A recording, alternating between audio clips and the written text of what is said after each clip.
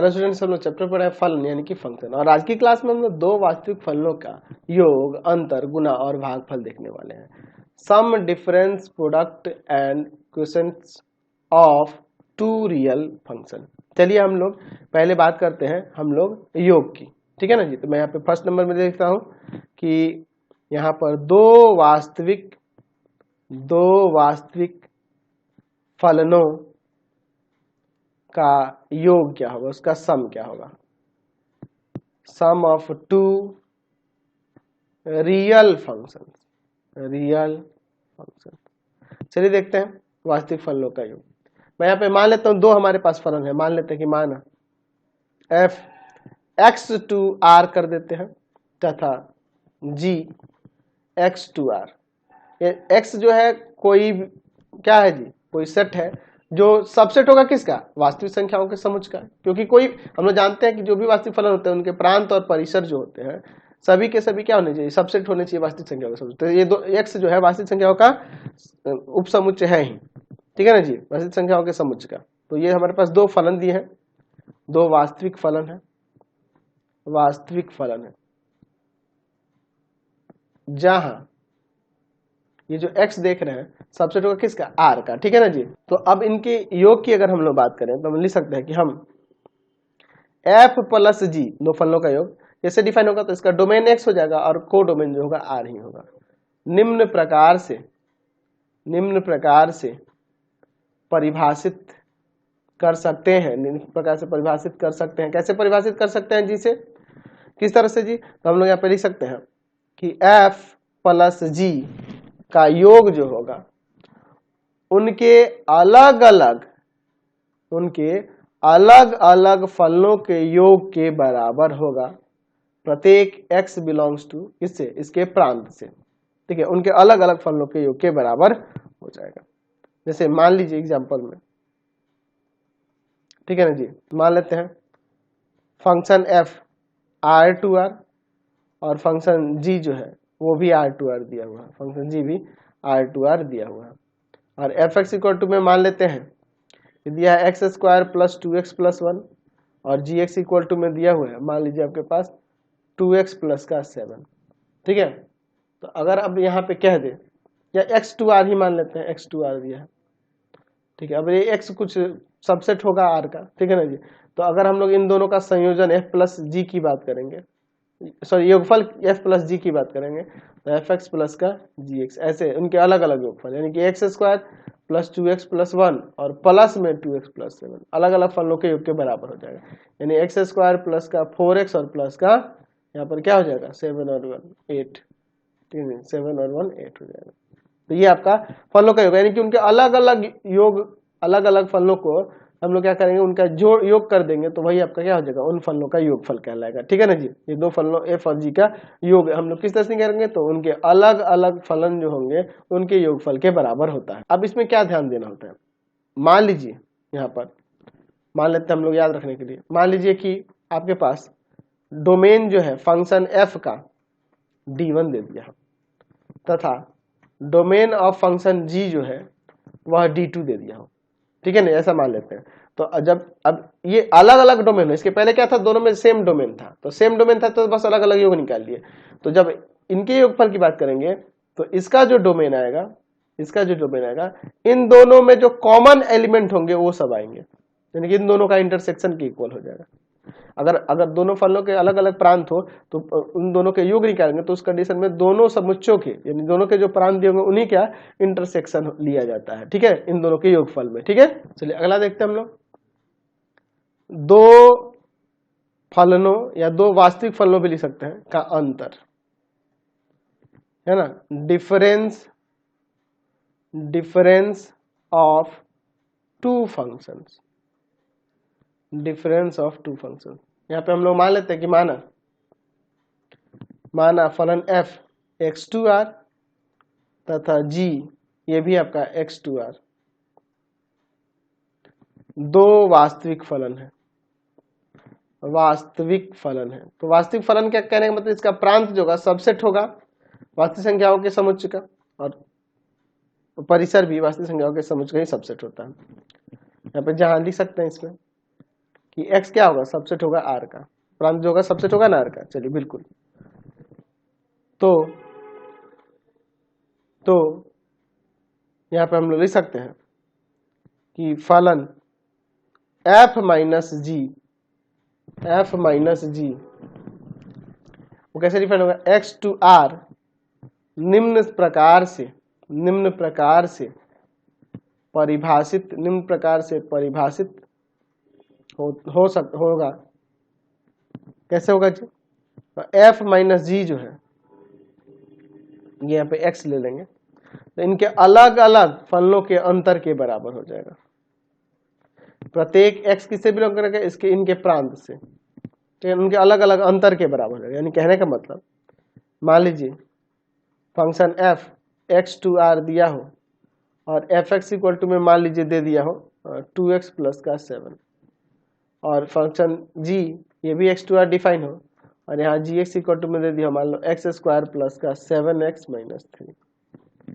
तो अगर हम लोग इनके अंतर की बात करेंगे तो किस तरह से इनके अलग अलग फलनों के अंतर के बराबर के इक्वल हो जाएगा, है ना जी। यानी आ जाएगा 2x प्लस का 7 minus of x square plus का 7x माइनस 3, आ जाएगा 2x प्लस का 7 माइनस का x स्क्वायर माइनस का 7x प्लस का 3, यानी आ जाएगा माइनस का x स्क्वायर माइनस का 5x प्लस का 10।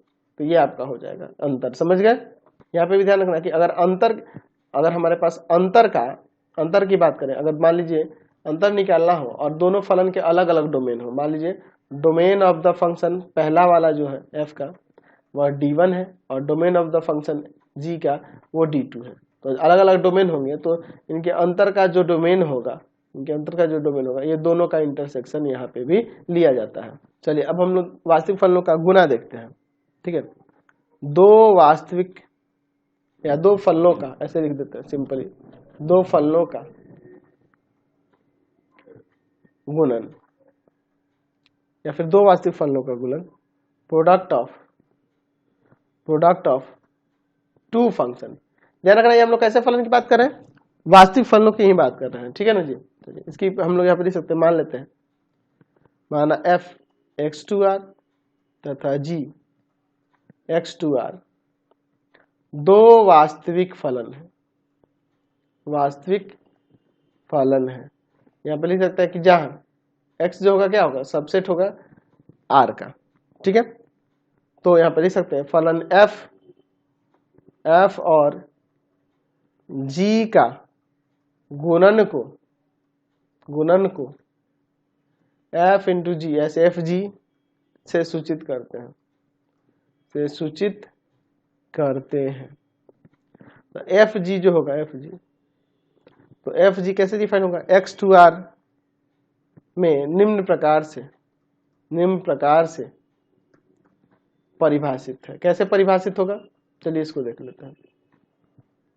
निम्न प्रकार से परिभाषित है, कैसे हो जाएगा परिभाषित, यहाँ पर हम लिख सकते हैं कि यहाँ पर एफ जी जो होगा एक्स जो लेंगे इनके अलग अलग फलनों के गुणनफल के बराबर होगा, सभी x बिलोंग्स टू इसके डोमेन से। x लिया है, दोनों का डोमेन x ही है, इसीलिए चलिए एग्जांपल के लिए देख लीजिए। मान लीजिए फंक्शन f जो x टू r डिफाइन है, यहाँ पे fx इक्वल टू में x दिया हुआ है, और फंक्शन g जो x टू r डिफाइन है, यहाँ पे gx इक्वल टू में मान लीजिए x स्क्वायर प्लस 1 दिया है। तो इस कंडीशन में इन दोनों के गुणन क्या होगा, इनके अलग अलग फलनों के गुणन के बराबर हो जाएगा, यानी कि x इंटू में x स्क्वायर प्लस का 1 यानी x क्यूब और प्लस का x हो जाएगा, समझ गए। चलिए अब हम लोग बात करते हैं दो वास्तविक फलनों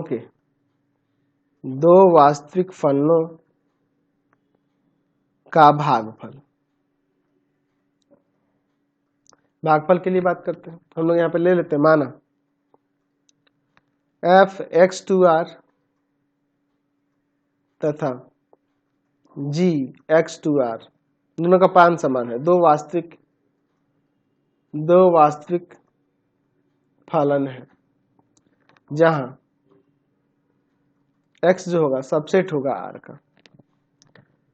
फलन एफ और जी के भागफल को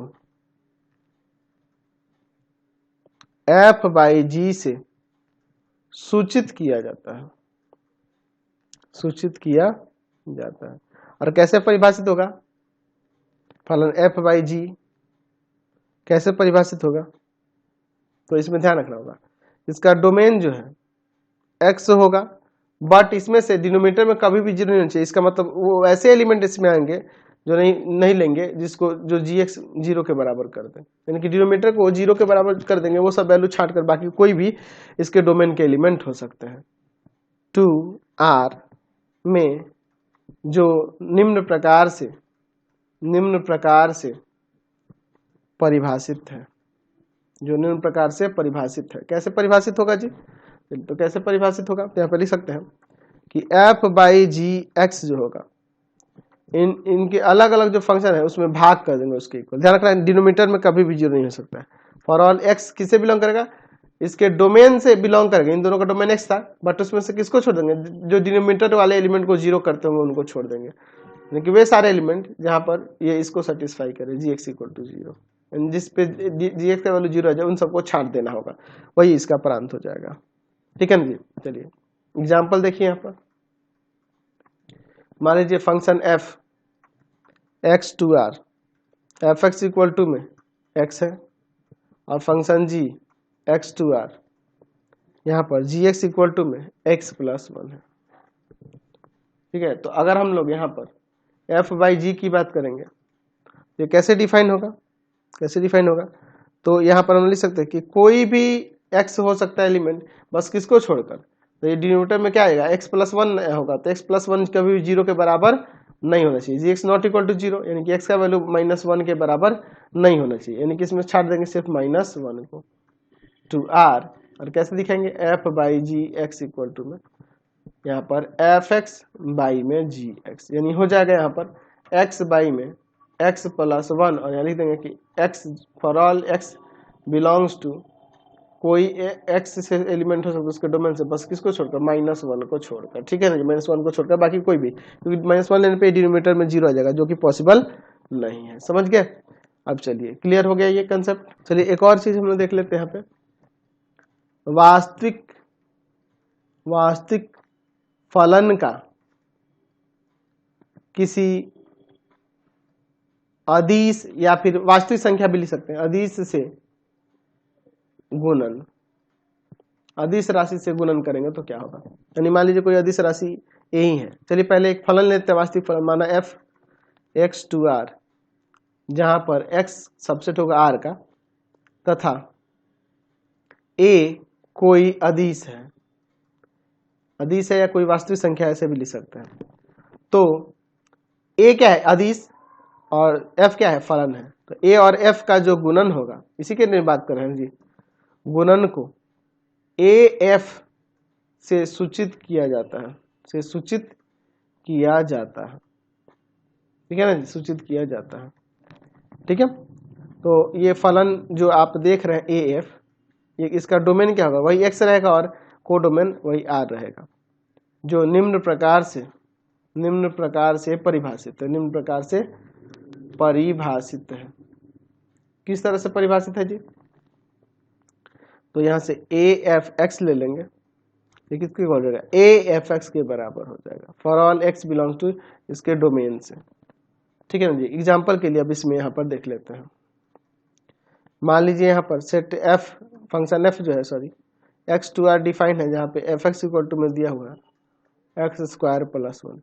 यहाँ पे कह दे कि हमें यहाँ पर मान लो निकालना है 2f निकालना है, 2f निकालना है। ठीक है, तो 2f या kf ही निकालना है, तो इसका डोमेन x और को डोमेन r होगा।